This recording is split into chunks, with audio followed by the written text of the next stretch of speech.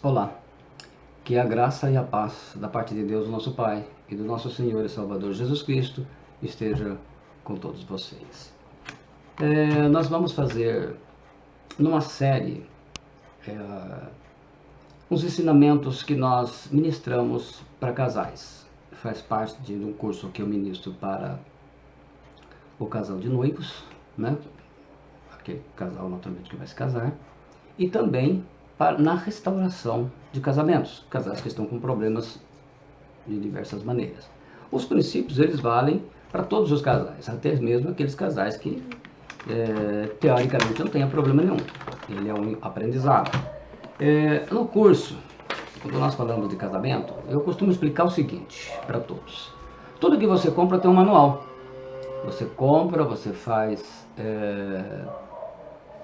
compra aí um televisor, até o carro, né, vem com manual, tudo tem um manual. O casamento também. Se a gente olhar o índice de... Eu estou há mais de 35 anos no ministério, lidando com famílias, especialmente com casais. Então a gente está falando de algo que a gente conhece há muito tempo. Existem coisas hoje que já nem se fala mais. É muito mais fácil hoje se divorciar do que efetivamente lutar pelo casamento, né? E eu vejo as pessoas não acreditam mais que possam restaurar um casamento, dependendo do tipo de problemas, e enfim. E aí a pergunta será que Deus disse que crescer, multiplicar e vocês se irem? Não, ele deixou escrito no manual. O manual é a Bíblia. O problema é que a gente não gosta de ler manual, especialmente se esse manual for a Bíblia. Então a gente traduz.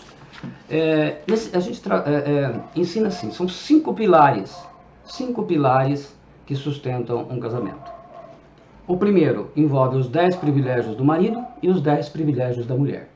O segundo, que é o que eu vou falar hoje aqui, os 10 mandamentos da comunicação do casal. Depois a comunicação do casal e depois resolvendo conflitos do casal e por último a vida sexual no plano de Deus. Então, serve para todos poderem estar refletindo, estudando, vendo, conversando com o seu cônjuge, né, marido, mulher, entendendo que a gente não pode fazer as coisas por imposição, mas é importante a gente aprender e melhorar. Por que não? Correto? Então hoje nós vamos falar com vocês sobre os 10 mandamentos da comunicação do casal. Na verdade, esses 10 mandamentos eles servem para tudo que você fizer. Aqui nós estamos aplicando no manual do casamento, mas ele pode ser utilizado na sua empresa, na negociação, nas vendas, em relações humanas. São 10 mandamentos de comunicação. Aqui nós vamos trazê-lo para o casamento. Então vamos lá. O primeiro, dentro desses mandamentos, né, esse segundo pilar que nós estamos falando, o primeiro mandamento: a comunicação é uma via de duas mãos. Primeiro ouvir, depois falar.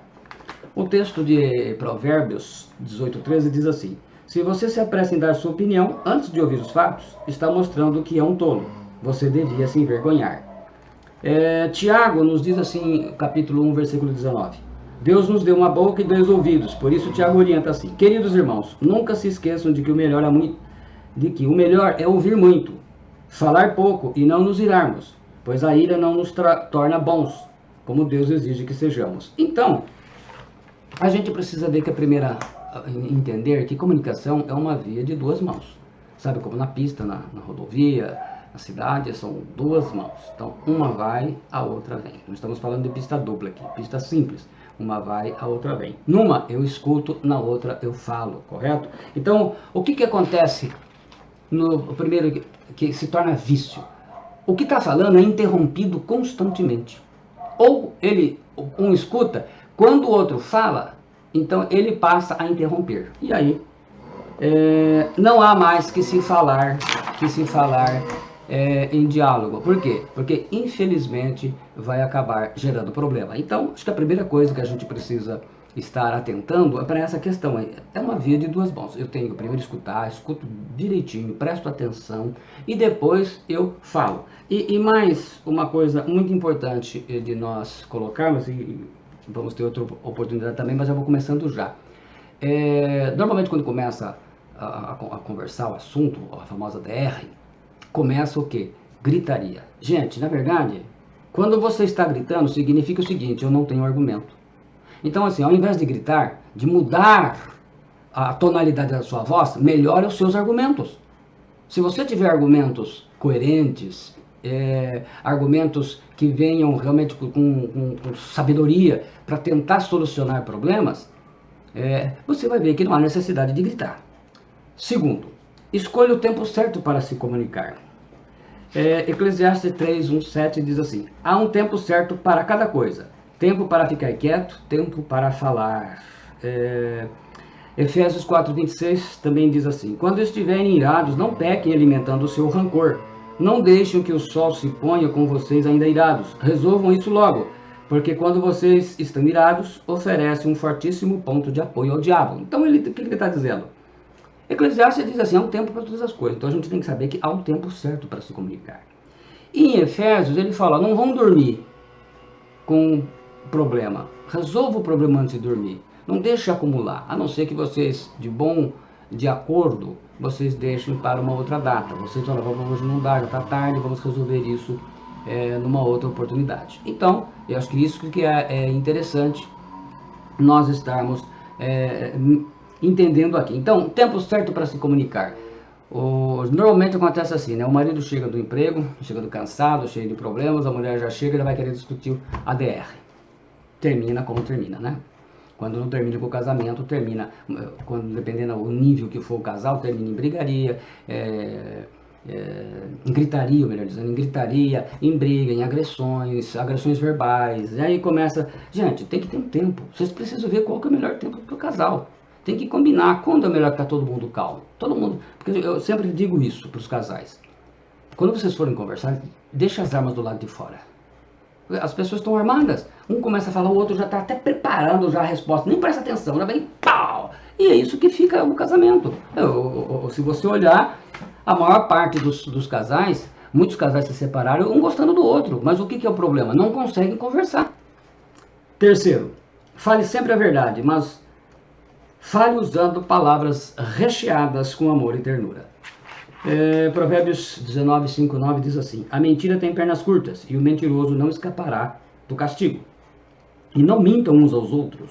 Isso aqui é Colossenses 3:19-14. Não mintam uns aos outros. A vida velha que vocês levavam, com toda a sua perversidade, é que fazia essa espécie de coisas. Agora ela está morta e desapareceu. Acima de tudo, deixe que o amor dirija a vida de vocês, porque assim toda a igreja permanecerá unida em perfeita harmonia. E aqui, no lugar da igreja, o casal, né? Então, a mentira é a pior coisa que existe no relacionamento.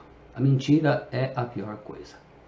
Nós, especialmente eu sei que quem não é cristão, praticante, tem facilidade para mentir. Então, dependendo da situação, vai mentir. Então ele acostuma a mentir. E isso vai para o relacionamento. E hoje muitos cristãos também acabaram se tornando mentirosos. Então o que acontece? Você abala um relacionamento com a mentira, porque a mentira é a pior coisa que tem, gente. É a pior coisa que tem. Por isso, o que Jesus disse? Que a mentira, ou que o diabo é pai da mentira. Quer dizer, a mentira é filha do diabo. Se você é mentiroso, você é irmão da mentira, você é filho do diabo também. É essa a questão. A verdade, só que quando eu vou falar a verdade, eu posso dizer a verdade de duas maneiras. Eu posso dizê-las recheada com amor e ternura, dizer com calma, e posso ser agressivo. Posso falar com um certo rancor, né? Então é claro que eu sei que, dependendo como eu vou falar, é o resultado que eu vou obter. Observe os casais que estão se divorciando. Não conseguem dizer a verdade. Ou quando vão dizer, ofendem e machucam. Olha, você não é Deus para curar, então não deveria machucar os outros com palavras. Toda mentira então procede do diabo. E a gente sabe que o diabo veio para matar, roubar e destruir. E isso ele vai fazer sempre. Então, não fale com raiva, com ironia, com sarcasmo, nem tirando sarro. Quando vocês forem conversar, conversem. Conversem abertamente. Conversem, sejam sinceros. Sempre tentando o bem comum. Não fale com agressividade, nem acusando, nem ofendendo ou magoando. Fale com calma. Se não está no momento que dá para falar com calma, então adia a conversa. Aí ele ficou, vamos discutir isso já. Não adianta, gente. Vocês têm que entender o seguinte: toda vez que o casal for conversar, é para resolver problemas. Se não consegue resolver na primeira negociação, vou para a segunda, para a terceira, para a quarta. Não precisa resolver tudo de uma vez só, ou tudo na primeira vez. Mas o importante é que esteja em condições de fazer de chegar a uma solução. Uma solução. Qual solução? Uma solução que seja boa para ambas as partes. Uma solução que ambas as partes fiquem satisfeitas. E quem escuta a verdade, mesmo que seja triste e doído, não ataque com palavras duras quem confessa. Não revide com raiva ou agressividade. Não fique enfesado. A palavra enfesado literalmente significa cheio de fezes. Então já dá para dizer o que acontece. Então, assim, o que a gente entende? A primeira coisa que a gente precisa ver, fale a verdade. Acho que entre o casal tem que haver sinceridade. A verdade é... Por quê? Uma hora ou outra vai vir à tona. E aí começa a discussão porque você vai querer se justificar a mentira. Gente, não há justificativa para mentira. Quarto mandamento, não use o silêncio para magoar o seu cônjuge. Provérbios 15, 1, 28 diz assim: uma resposta amiga e delicada acalma os nervos, mas quem responde com raiva provoca brigas e confusão. O homem justo pensa bem antes de dar uma resposta, mas o perverso vai falando suas maldades sem pensar no que está dizendo. O texto por si só já diz tudo. Não faça cara feia, não fique emburrado para irritar o outro. Se estiver muito irritado, não está bem, teve um dia difícil no trabalho, fala: bem, olha, eu tive um dia terrível, estou com a cabeça que eu não consigo concatenar as ideias, eu não estou calmo, vamos fazer o seguinte, vamos deixar para amanhã? Aí escolhe um melhor momento, a gente senta com calma, e o outro seja compreensivo, tudo bem, então a gente conversa depois. Por quê? Porque não adianta tentar resolver um problema criando outro. Então esse é o problema, então a gente começa acertando isso. Então não adianta usar, sejam adultos, maduros, não fica que nem criança, emburrado, né? Quinto, não seja precipitado ao responder ao cônjuge. Provérbios 19, 2 e 14, 29. Não é bom proceder sem refletir, e peca quem é precipitado. E a pessoa paciente acabará se tornando sábia. Quem perde a paciência e estoura depressa nunca deixará de ser tolo. Então a gente sabe que muitas vezes, na maioria das vezes, o que acontece no casal? Quando um está falando alguma coisa e o outro se ofende, ele já é rápido para responder, né? É rápido no gatilho, já prepara a arma, o outro mal termina, isso quando termina, porque normalmente quando um está falando e o outro se ofende, ele não aguarda, ele já imediatamente proclama a sua defesa. Entenda o seguinte, que é o sexto que nós vamos falar. Então essa é uma situação que a gente precisa aprender a não ser precipitado, não tenha pressa para falar. Quando você estiver conversando, escute com calma, escolha bem as palavras, como eu falei, recheadas com amor e ternura. Seja brando ao falar. Mantenha sempre uma tonalidade de equilíbrio. Não seja desequilibrado. Que começa a gritaria. Sabe por que se grita? A gente começa a gritar quando não tem argumento. Quando você não tem argumento, você grita. Quando você tem argumento, você fala em tom normal. Porque se você fala alto, o outro vai erguer mais a voz. Aí você vai erguer mais a voz e o resto, eu não preciso dizer que vocês... Normalmente os casais já têm muita experiência com isso. Sexto, não se envolva em rixas. Discorde sem gritarias.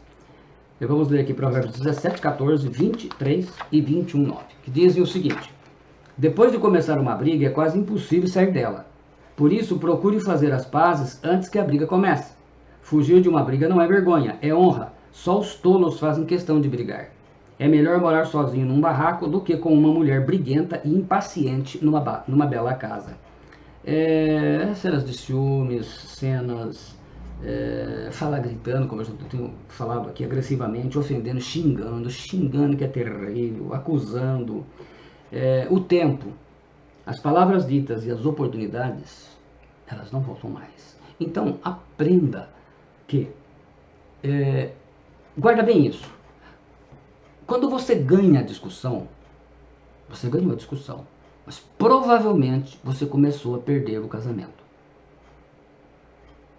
Porque vai chegar um momento que a outra parte,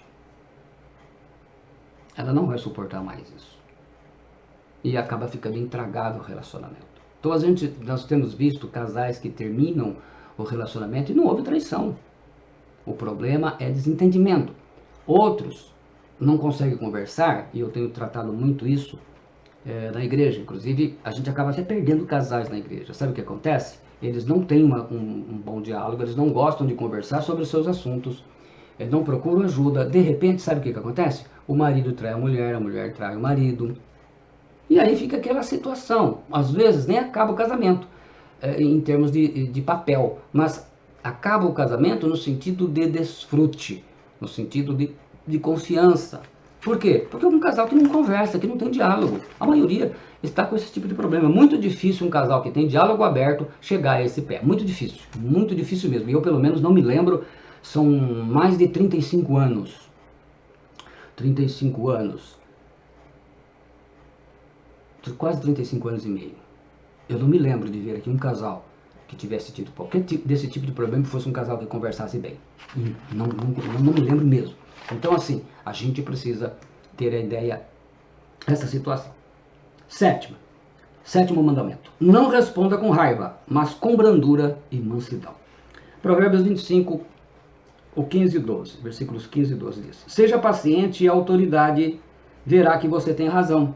Fale sempre com delicadeza, pois assim você pode vencer todas as dificuldades.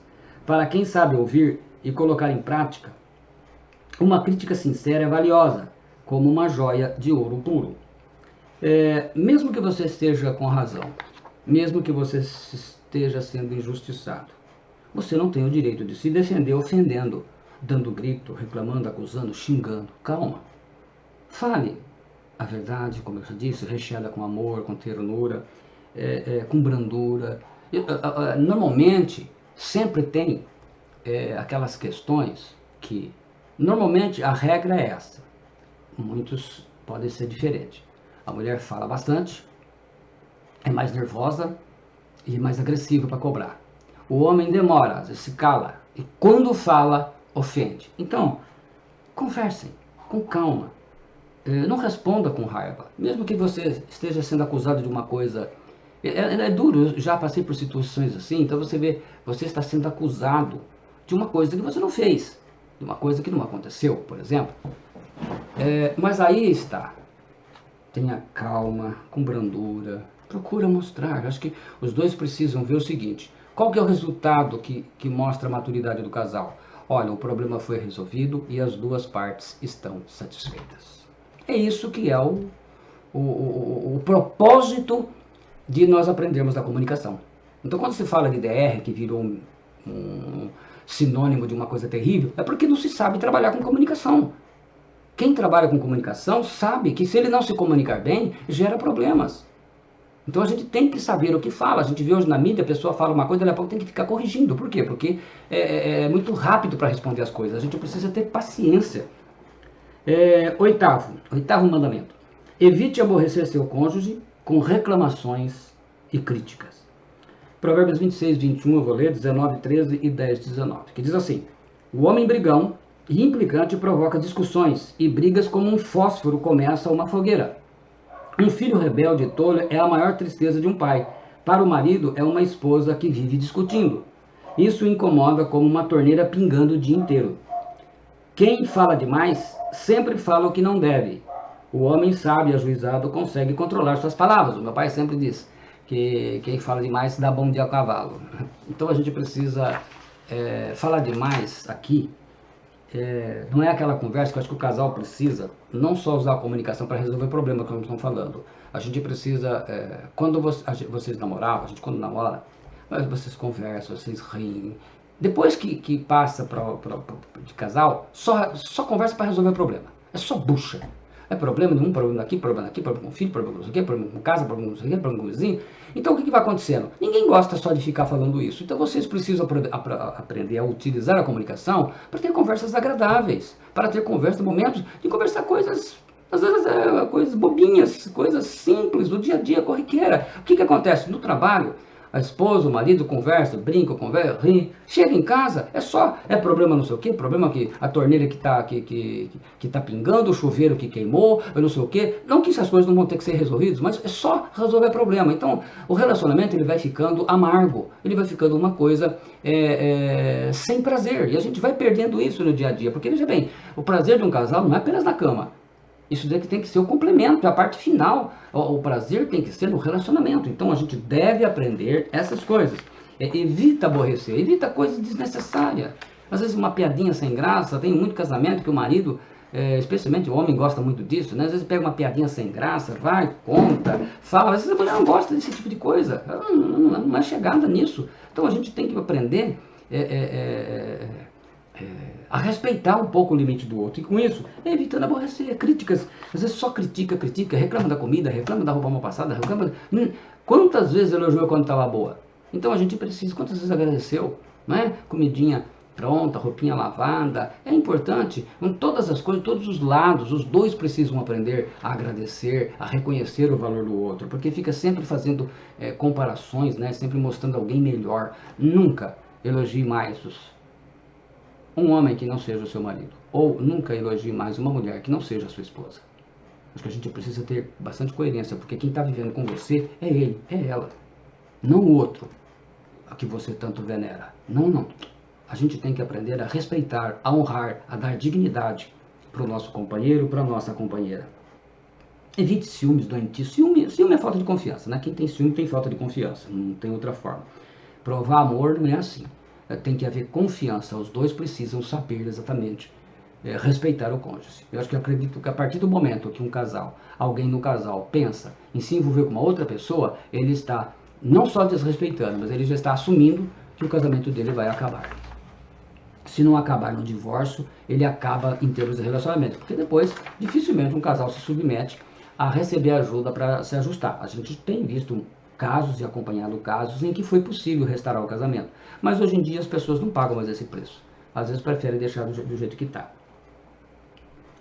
Quando falar ou corrigir, faça com carinho e com calma. Então não seja estúpido, agressivo. Nono mandamento. Esteja sempre disposto a dizer 3 frases milagrosas. 3 frases milagrosas. Provérbios 17, 9 e 10, 19 diz assim: quem perdoa uma maldade sofrida demonstra amor, mas quem vive relembrando problemas passados destrói boas amizades. Raiva e ódio só produzem brigas e confusão, mas o amor esquece e perdoa todas as ofensas. Quais são? São 3 frases milagrosas. É verdadeiro milagre. Primeiro, eu estava errado. Eu estava errada. Por favor, me perdoe, querida. Por favor, me perdoe, querido. Eu te amo. São 3 coisas, né, que a gente não pode esquecer. Nós somos seres humanos e vamos errar e vamos precisar dizer isso, tá bom? O último mandamento: não culpe nem menospreze o seu cônjuge. Nós, quando namoramos, tudo é mais diferente, não é? Eu me lembro que alguém contava no começo num curso que eu participei, e dizia, né, que quando namorava, a moça perguntava: o que é aquilo lá no céu à noite? Ele dizia: a lua, minha querida, ela está sorrindo para você. Depois de um tempo de casada, ela fazia a mesma pergunta: bem, o que é aquilo lá? É a lua, sua burra, você não está vendo? Quer dizer, houve mudança. A gente não deve mudar o nosso tratamento para com o outro. A gente não deve... Provérbios 30, 33, ele diz assim: quando você bate o leite, produz manteiga. Um soco no nariz provoca sangue, e quando você vai juntando raiva contra outra pessoa, acabará tendo uma briga violenta com ela. E é isso que acaba acontecendo no casamento. São anos e anos de sofrimento, gente culpando. Eu me lembro no comecinho do ministério, era o primeiro, segundo ano de ministério, eu era bem jovem, eu comecei com 25 anos, garotão, e me pediram para atender uma senhora já bem, uma certa idade, filhos todos moços, e ela falou: olha, o senhor é bem mocinho, novinho, mas eu vou lhe explicar para que o senhor entenda e o senhor futuramente possa ajudar outras pessoas. A vida inteira eu não tive estudo, e quando me casei, tivemos 3 filhos, e eu pensei muito, eu era menosprezada, xingada, ofendida. Aquilo mexeu muito com o meu brilho, mas eu não podia largar meu marido. Por quê? Porque eu tinha filhos para criar, que iam passar, eu não poderia pensar nisso. Então eu esperei todos os meus filhos, quando eles se formaram na faculdade, estavam com a vida pronta, eu disse para o meu marido: agora eu vou embora. Então assim, pastor, o senhor me perdoa, mas agora os meus filhos já têm condição de ter vida própria. Eu não vou viver mais desse jeito, porque a vida toda, esses anos todos, a única coisa que meu marido soube dizer para mim era coisa me menosprezando, me ofendendo, e chega um momento que a gente não suporta mais. Agora somente sou eu. Então, assim, meus queridos, nessa parte dos 10 mandamentos da comunicação, aprenda isso. Você está nervoso, você está irritado, não é o momento de você tratar. Veja bem, você se casou com essa pessoa que está aí com você. Vocês estão casados, ou vocês vão se casar. Geralmente, quando se casa, não tem esse tipo de situação, né? Às vezes, a maioria das vezes não. Mas veja bem, agora você assumiu um compromisso. Diante de Deus, o Senhor Jesus disse que não separe o homem o que Deus uniu. Então, assim, o casamento para Deus é até a morte separe. Eu sei que hoje em dia divorcia, a gente já tem casos aí de 2, 3 casamentos, 4, 5 e vai embora. Mas para Deus vale o primeiro. O primeiro, enquanto estiver vivo, o primeiro está vivo, não tem jeito. Não mudou, Jesus não mudou a ordem das coisas. Então o que é importante? Acho que a primeira coisa que a gente tem que fazer é isso. Pegar esses 10 mandamentos e colocá-los na prática. E fazer com que os nossos relacionamentos, com que as nossas conversas, elas sejam momentos agradáveis também. Que a gente possa criar essa intimidade, criar esse momento. Vocês devem brincar, rir juntos, devem aproveitar muito tempo da comunicação para as coisas boas, porque quando forem tratar as coisas ruins, vocês vão ter muita intimidade, vocês vão saber dizer as palavras. Então, saiba dizer as palavras corretas, saiba fazer com que a discussão, a DR, a famosa DR, que vocês venham tratar os problemas, ele não seja discussão, mas ele seja solucionar problemas. O propósito da comunicação do casal é solucionar o problema de tal forma que o problema seja resolvido, não possa ser. Vocês sabem que agora estão falando dessa guerra da Rússia contra a Ucrânia e que ela está usando uma arma que é proibida usar em guerra. Você já acha que alguém obedece isso, né? Que é a famosa bomba de desfragmentação, que é uma bomba maior que explode e solta pequenos fragmentos, que isso mata inclusive crianças, né? Muitas vezes discutir a relação acaba sendo uma bomba de fragmentação, porque um problema maior começa a se lembrar de outras coisas, vai surgindo bombinhas e vai explodindo e acaba matando o casamento, matando o relacionamento. Espero ter ajudado você, que você possa praticar, possa colocar, converse com o seu cônjuge, não adianta ficar cobrando, ambos têm que se ajudar, é para isso que serve o casamento. Então, esse é o primeiro pilar que eu estou colocando, embora seja o segundo pilar na minha ordem, mas eu coloquei ele primeiro porque eu vejo que a necessidade é maior. Então eu peço a Deus que esteja abençoando as suas vidas. Senhor, abençoa a vida deste marido, dessa esposa. Ó Senhor, que esse casal possa pôr em prática e receber esse alimento da sua palavra, e o Senhor possa ajudá-los a resolver os problemas e a pensar sempre, meu Deus, que não há vencedor num casamento se a relação, se a comunicação, ela não resolve o problema de forma a abençoar a vida dos dois. Deus abençoe você, em nome de Jesus Cristo. Se foi bom para você, compartilhe com outros casais. É o começo, mas ele já vai ajudar muito. Deus abençoe você, e na próxima eu vou para o primeiro. Nós vamos falar sobre os 10 privilégios do marido e os 10 privilégios da esposa. Deus te abençoe, em nome de Jesus Cristo. Amém.